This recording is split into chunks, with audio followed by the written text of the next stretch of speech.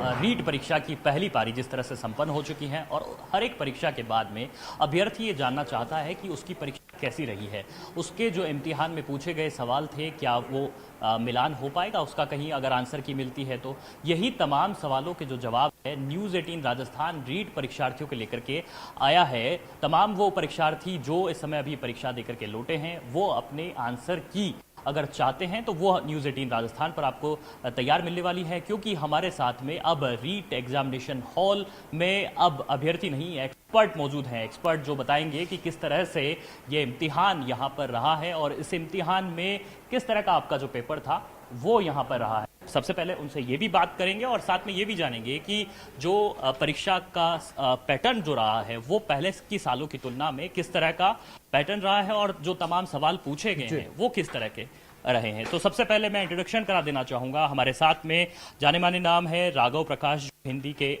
विशेषज्ञ हैं, डॉक्टर किरण शर्मा हैं जो हिंदी व्याकरण को बेहतरीन तरीके से समझा सकती है। हमारे साथ में अंग्रेजी विषय के एन शर्मा जी हैं।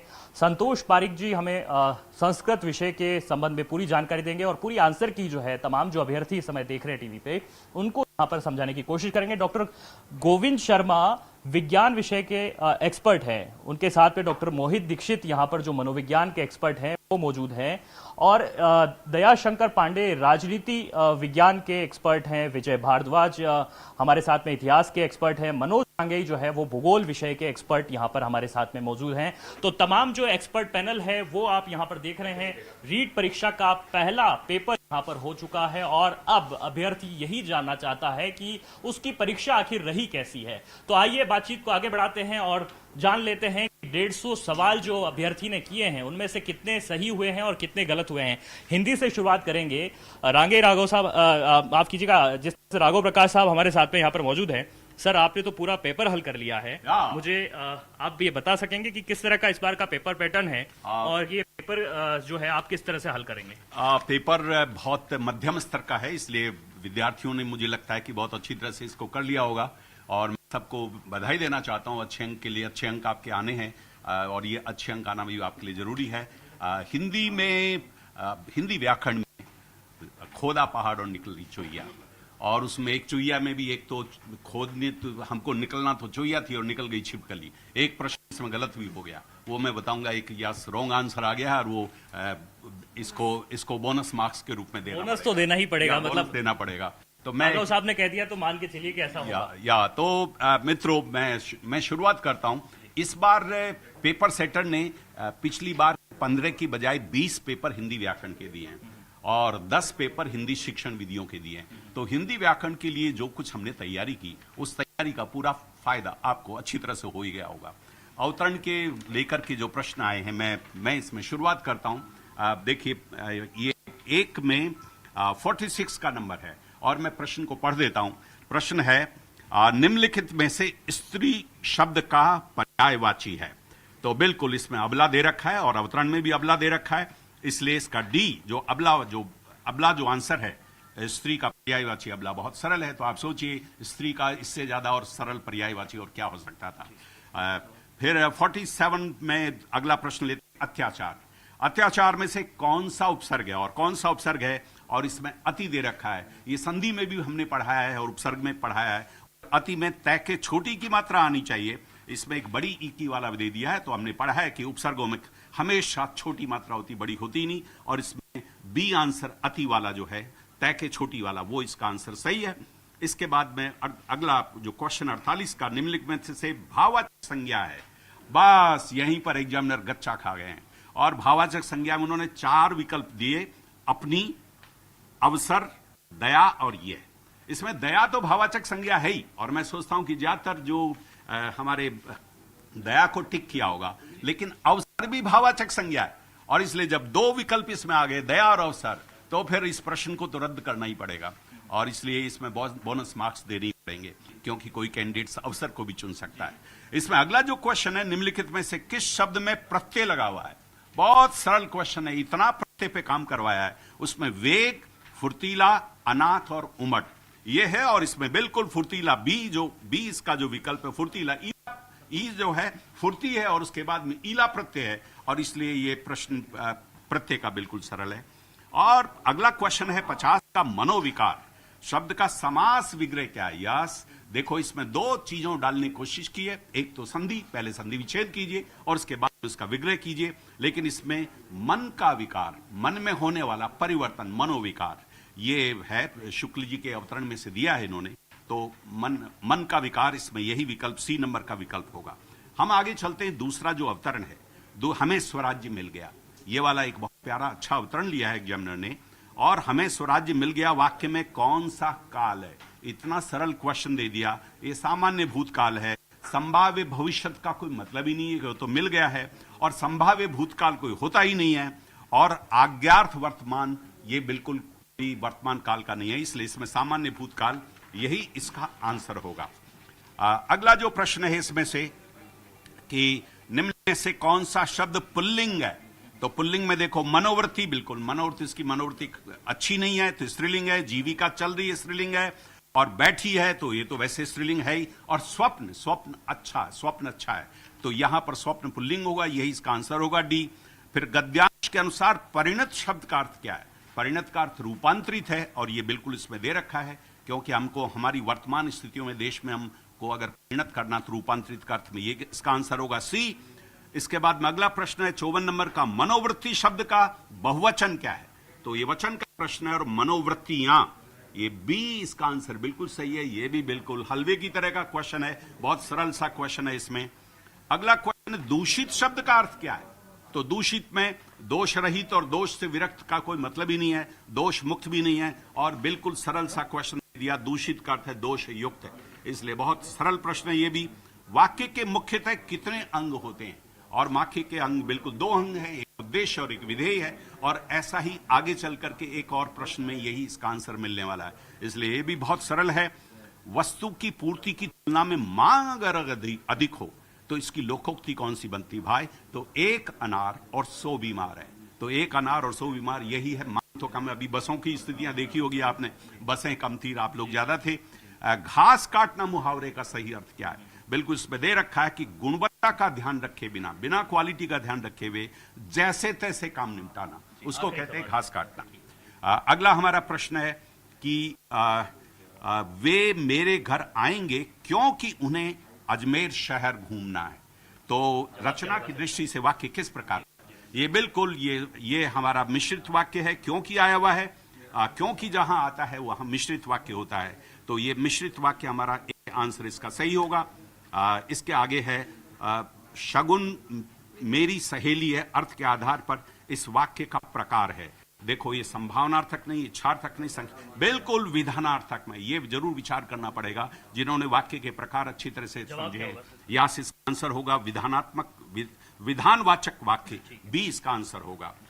मैम, मैं आपसे जवाब कुछ जानना चाहूंगा, किस तरह से आपके पास में व्याकरण से संबंधित जो सवाल आए हैं उनके। हिंदी भाषा शिक्षण है, मैं आपको सही करना चाहती हूँ। तो हिंदी भाषा शिक्षण के बहुत ही सरल प्रश्न आए हैं और विद्यार्थियों को पूरे में से पूरे अंक देंगे इसमें। सवाल और लगातार आप जवाब दीजिए, क्योंकि व्याख्या हाँ जी बिल्कुल। अभिक्रमित अनुदेशन विधि के सिद्धांत में सम्मिलित है, अर्थात स्वगति का सिद्धांत। इसका उत्तर ये है। निम्न में से कौन सा स्वसदर वाचन का भेद नहीं है? बहुत बार पढ़ा है, गहन वाचन इसका उत्तर होगा। एक अच्छे मूल्यांकन की विशेषता नहीं है, आत्मनिष्ठा नहीं है उसकी विशेषता।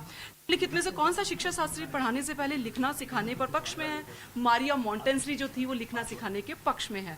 मौन पठन का लाभ है स्वाध्याय की प्रवृत्ति को विकसित करना। चलिए अगले प्रश्नों पर हम चलते हैं। तो साथ में ही बुलेटिन बोर्ड है, बहुत बार हम पढ़ चुके हैं, दृश्य सामग्री के अंतर्गत ही आएगा। सीईई की व्यापकता का निम्नांकित में से नहीं है, प्रश्नों की व्यापकता होगा। वर्तनी की विधिवत शिक्षा का ज्ञान कब हो जाना चाहिए? प्राथमिक स्तर पर हो जाना चाहिए। इस तरह बहुत इजी गोइंग प्रश्न जो है विद्यार्थियों का पूरा खंड बहुत बेहतरीन रहा है। सर 5 सवाल और आपके रह गए, 5 सवाल और और 5 सवाल और है। इसमें 46वां प्रश्न है डॉक्टर चंद्रा अदम्य साहस की धनी थी। इसमें पूछा साहस व्याकरण कोटि क्या, और वो भावाचक संज्ञा है। इसमें भावाचक संज्ञा विकल्प दे रखा है, बी विकल्प सही है। और गौमूत्र असाध्य रोगों के उपचार में भी उपयोगी है, और भी को रेखांकित कर रखा है। और ये कौन सा है? ये कारक चिन्ह, क्रिया नहीं, समुच्चय, ये अव्यय है, और इसलिए अव्यय सी वाला आंसर इसका सही है। और नेक्स्ट क्वेश्चन है 48 निम्नलिखित में से कौन सा कथन त्रुटिपूर्ण है? सरल वाक्य में एक उद्देश्य विधेय होता है बिल्कुल, और इसका जो आंसर है वर्णों के सार्थक समूह से वाक्य बनते हैं। मित्रों आप जानते हैं वर्णों के सार्थक समूह से शब्द बनते हैं, वाक्य नहीं बनते। इसलिए यहाँ पर यही आंसर इसका रॉन्ग है और यही हमारा आखिरी दो सवालों ठीक के होगा। जवाब भी। या आखिरी दो सवाल हमारे हैं। एक बड़ा अच्छा प्यारा प्रश्न है कि यवन सैनिक घोड़े पर बैठ कर आया, पर किले का दरवाजा बंद था, यहां दूसरा पर है, और जैसे ही उसने दरवाजा खड़खड़ाया चिड़िया पर फड़फड़ाकर उड़ गई, ये तीसरा पर है। अब इसमें पर पहले वाला ऊपर है, घोड़े के ऊपर, वह है डी आंसर, और दूसरा है पर लेकिन किंतु, ये दूसरा है, किंतु बीच में है, और लास्ट में है चिड़िया के पर मींस पंख, इसलिए डी आंसर इसका सही है। और मेरा आखिरी जो प्रश्न है इसमें, प्रकृति ने ग्रेनाइट तथा संगमरमर से मेरे क्षेत्र को नवाजा है। यहां पर ग्रेनाइट, संगमरमर और नवाजा, ये कौन से शब्द हैं? तो मित्रों, ये तीनों के तीनों विदेशी शब्द हैं। ग्रेनाइट बिल्कुल इंग्लिश का शब्द है, संगमरमर और नवाजा दोनों फारसी के हैं, इसलिए विदेशी का जो विकल्प है ए, वो सही है। राघव सर का बहुत धन्यवाद। हिंदी विषय पूरा हम कर चुके हैं, अब इंग्लिश और संस्कृत की बारी है, क्योंकि ज्यादातर जो अभ्यर्थी हैं वो अंग्रेजी और संस्कृत के जो विषय होते हैं उनको अटेम्प्ट करते हैं। मैं अंग्रेजी भाषा में लेता हूं और मैं सवाल के साथ में सीधा जवाब पर आना चाहूंगा, क्योंकि समय कम है, हम सभी साथियों के साथ जाना चाहेंगे। किस तरह से आप सवाल? सर, राजस्थान में इंग्लिश लैंग्वेज को लेकर के जो डर बना रहता है, वो डर वे वजह का डर साबित हुआ है। जैसा सर ने कहा था हिंदी में, खुदा पहाड़ निकली चुईया, जिसको इंग्लिश में कहते हैं much ado about nothing. English में तो बहुत, मैं कह रहा हूं, बिलो एवरेज पेपर आया है। अगर बच्चे अच्छी उनको गाइडेंस। सर सवाल हम कौन से? हाँ, यस, मैं सारे जो सेगमेंट हैं इंग्लिश लैंग्वेज के उनको आपके सामने मैं बता देता हूं। फर्स्ट ऑफ ऑल, एक पैसेज आया है 3 लाइंस का, जिसका सीधा सीधा टाइटल पूछा है, और इसका टाइटल है टाइम मैनेजमेंट। इससे रिलेटेड, उसी में से रिलेटेड लिंकिंग डिवाइसेस पूछी हैं और उनको अंडरलाइन किया है। पहली है बट और दूसरी है so. But denotes contrast, on the other hand so denotes consequence. And next question number 63, ये आपसे लिंकिंग वर्ड पूछा है, अप्रोप्रिएट लिंकिंग वर्ड कौन सा आएगा? तो यहां लिंकिंग वर्ड आपका सही है दो, यद्यपि। इसके बाद नेक्स्ट क्वेश्चन है आपका सब्जेक्ट वर्ब कॉन्कर्ड का, मीजल्स इज इसका आंसर है। Measles is an infectious disease, because measles बीमारी का नाम है। इसके बाद अगला क्वेश्चन है my friend and his father are, क्योंकि दोनों नाउन वर्ड से पहले उन्होंने पजेसिव का यूज किया है, दोनों ही अलग अलग है, वर्ब प्लूरल आएगी। नाउ नेक्स्ट क्वेश्चन, अगर हम मॉडल की बात करें, the fisherman cast his net for 2 whole days but he could not, तो आंसर इसका हो गया कुड। नेक्स्ट क्वेश्चन, अगर हम बात करें लिटरेरी पार्ट, जिसको लेके वे बच्चे परेशान रहते हैं, सर लिटरेचर, अरे लिटरेचर के नाम पे तो कुछ भी नहीं है, ये जनरल बातें हैं जो हमारी लाइफ से जुड़ी हुई हैं। कौन से सवाल है? हाँ सर, बोल रहा हूँ। एन एलिजी इज सीधा सीधा है a poem on death of someone dear, जैसे ऑप्शन है। नेक्स्ट है स्पीकर और narrator in the pastoral elegy is, answer सीधा सीधा है a shepherd. Next question, English sonnet की राइम स्कीम, पहला ही आंसर है A B C D E F G G, जिसमें हम शेक्सपियरियन सोनेट, बस वही सेम राइम स्कीम है इसकी।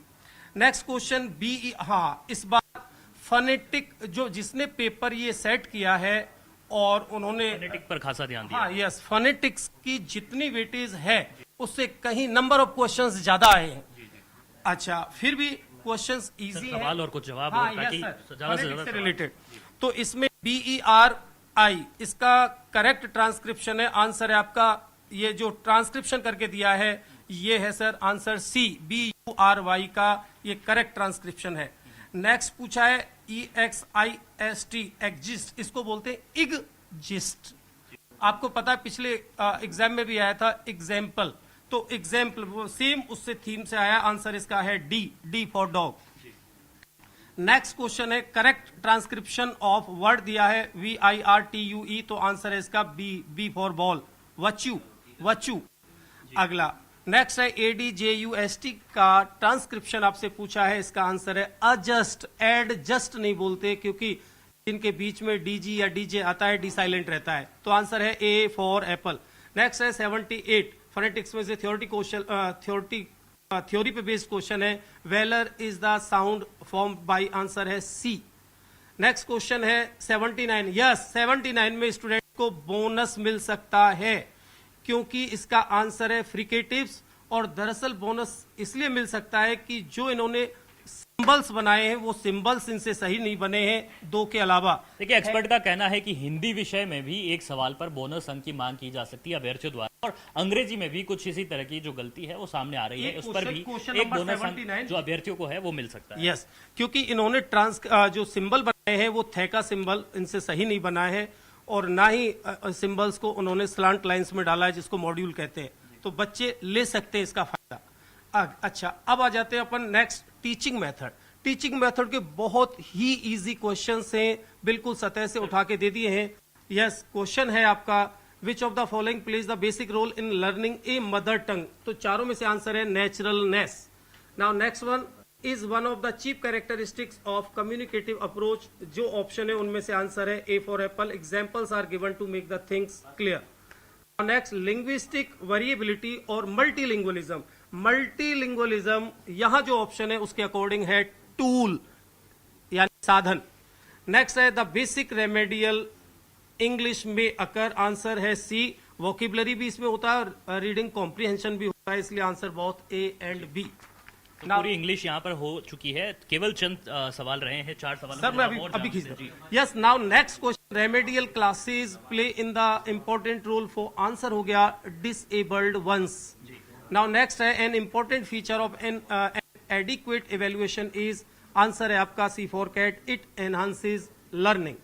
नाउ नेक्स्ट वन है, इसमें आपका आ गया फिगर ऑफ स्पीच से रिलेटेड, या क्वेश्चन पूछा है the second line is an example of, second line के शुरू में ही लाइक वर्ड आ रहा है और इसमें कंपैरिजन हो रहा है between two things of different kind, आपका आंसर हो गया simile, A for Apple.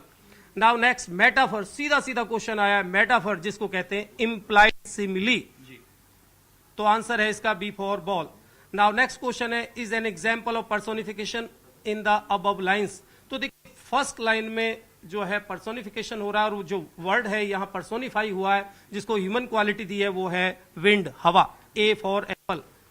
Now next blank words is iambic pentameter, answer है विदाउट राइम, क्योंकि ब्लैंक वर्ड्स में मीटर तो होता है बट राइम नहीं होती। आखिरी सवाल लेते हैं। नाउ आखिरी क्वेश्चन है ओ वाइल्ड वेस्ट विंड, इसमें ये जो लाइन है इसमें दो फिगर ऑफ स्पीच होने को तो तीन है, बट ऑप्शन के हिसाब से इसमें पर्सोनिफिकेशन भी है और इसमें अलिट्रेशन भी है, आंसर है ए फॉर एप्पल। अंग्रेजी पूरा कर चुके हैं, संस्कृत विषय में कई अभ्यर्थी गच्चा खा जाते हैं, संस्कृत को जानने समझने की बेहद जरूरत होती है और तैयारी भी अच्छी करनी पड़ती है संस्कृत में। सर किस तरह का रहा पेपर, कैसे आप प्रश्न पत्रों के जो है यहाँ पर प्रश्न पत्र का हल प्रश्न है वो नॉर्मली इतना हार्ड नहीं है जैसा कि सोचा जा रहा था कि भाई काफी हार्ड पूछा जाएगा।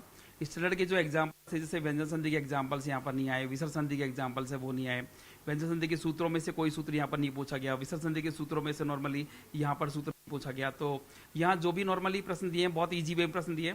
और मैं अगर बात करूँ तो केवल 2 घंटे की हमने यूट्यूब पर से पेपर पर आते हैं हम तो सर सवालों के जवाब देखिए। सबसे पहले यहाँ पर लिखा बाल का पुस्तकम पठती, और इस प्रश्न में इन्होंने बोला कि वाच्य परिवर्तन करो, तो 12 पी की जगह 31 से करेंगे तो यहाँ पर सही आंसर आएगा बाल का पुस्तकम पठ्यते।